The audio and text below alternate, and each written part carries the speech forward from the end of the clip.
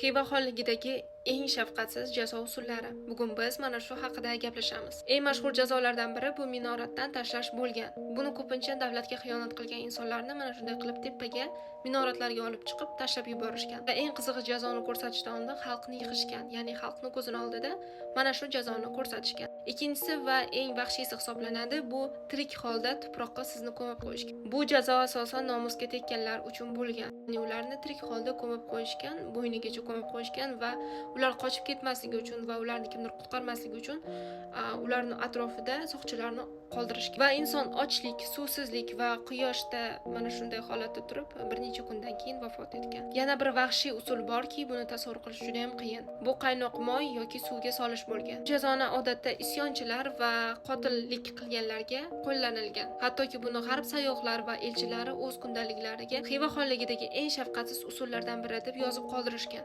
Xullas shunaqa gaplar. Siz bu haqida bilarmidingiz? Fikrlaringizni izohlarda yozib qoldiring va menga obuna bo'lishni unutmang.